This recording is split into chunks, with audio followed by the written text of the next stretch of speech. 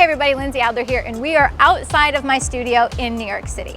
And today I'm going to do a natural light versus strobe on location challenge for myself.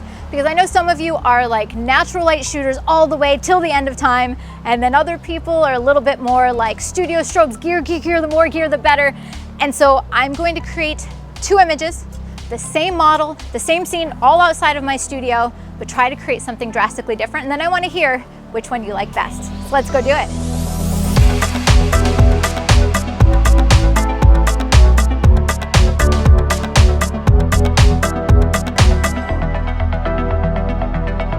All right, so for my natural light shot, I was looking at this dress and I'm like, I need to bring in that color yellow. And so of course, what better thing to do in New York City than to hail a yellow cab?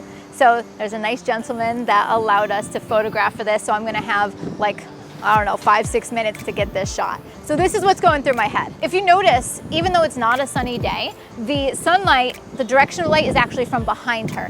And normally you'd think you want to face her towards the light, but I like it behind her because look at the highlights here on the shoulders and on the side of the face. So it's going to really bring out her cheekbones and her jawline and her clavicles, which is perfect.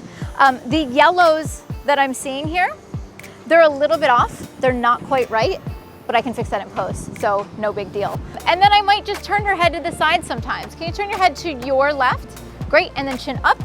And so if I do that, I can kind of catch the light on her face just a little bit. Fundamentally, that's what's going through my head for choosing this direction of light, this location. But now let's talk about my camera and my lens choice.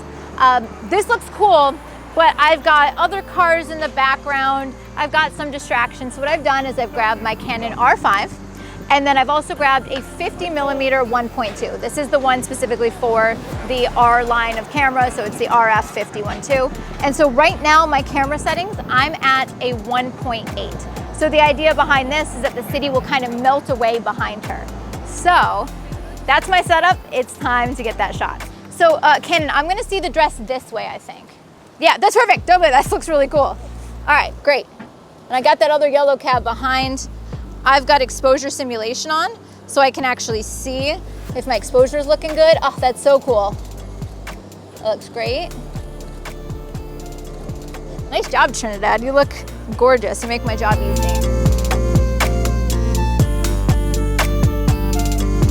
Great, perfect. That hand, can you creep it to the side just a little and a little lower? Yeah, so I just want to see it so the arm doesn't disappear.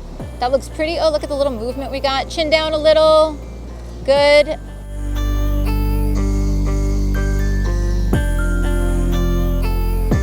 What do you think, Canon? Can I make it look like she's coming out of the taxi? Yeah, totally. I think we should try it. All right, so what I love is where she put her arms. The lines lead right into her, as well as that leading line of the dress, which is awesome.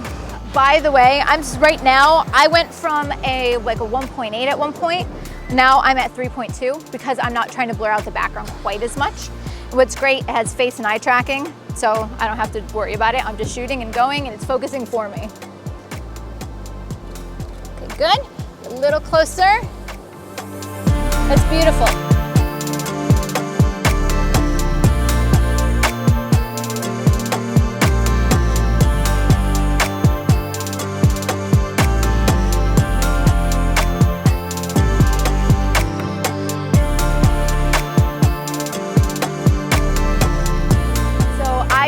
The quintessential New York shot by having that yellow taxi, but working my angles with a very short amount of time was kind of difficult. So first of all, when I was shooting, I had some distracting cars in the background, so I was watching for that, but then the sun was coming in and out of the clouds, and thank goodness I'm working with exposure simulation. So what that means is as I'm shooting, when it gets brighter, I see through my viewfinder that everything's gone overexposed, and so I can quickly adapt. So fundamentally, I was working with that angles. I wanted it to be clean. I wanted to have an interesting composition. And of course, I wanted to be able to adapt for the changes in lighting. So my favorites were the one at the end where she was getting in the car, but I actually think there's a couple other gems in there as well. So we're popping on to our next location because I've got the natural light shot. So now it's time for the studio strobe on location. Now, there's this wall that I've shot it a ton of times because it's awesome. It's bright blue.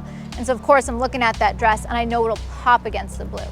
but I'm leaning towards doing something all about color since the taxi and the dress screamed color. So I'm thinking maybe some blue gels. We'll see. This is gonna be really creative. So the idea for this shot is I wanted it to be so totally different, involve color, change the background. In fact, I wanted to get rid of all of the natural light. So that's exactly what I did.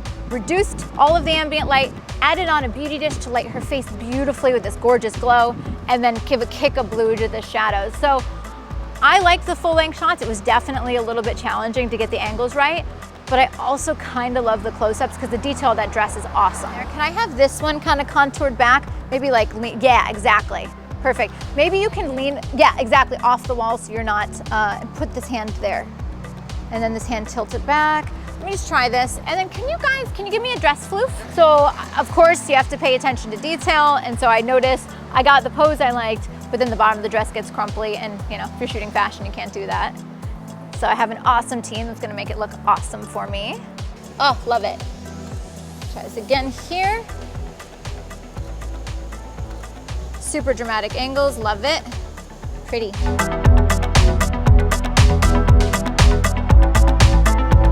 So I'm moving back and forth. So right now I keep jutting to the left and the right. The reason I'm doing that is if I come against the wall more this way, I like that there's depth, but I'm seeing all that scaffolding and it's super distracting. But when I come around this direction, I see more of the blue, but I feel like I'm photographing it a little bit flat on. So that's what I'm working, going back and forth, just trying to find that perfect angle. Maybe you can put the hands together. Yeah, and then put them kind of like this. So push off the wall a little bit if you can. Yes, that's so pretty. The dress looks great. Let's see. All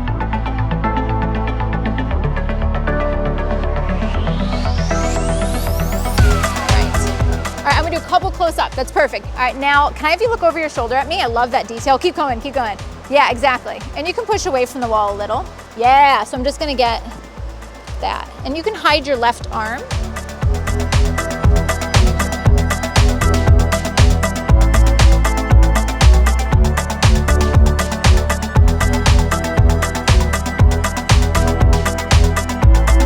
Okay, so there you have it. 2 different shots. Same model, same outfit, but one all natural light, the other using 2 strobes out on location. So I want to hear from you guys. Let me know in the comments which one you like. And also, I want to know why. Like, I want to hear what your thoughts are of why one is more successful than the other. Now, if you ask me which one's my favorite, I don't know. Kind of depends on the purpose. What am I using this image for? And that's what's great, to be able to control both natural light and studio strobe on location, because depending on your purpose, you have the tools available to you to bring your ideas to life. So if you would like to see the gear that I use in the creation of these shots, be sure to check the links in the description below and visit Adorama.com. So thank you so much. Be sure to subscribe, and I'll see you next time.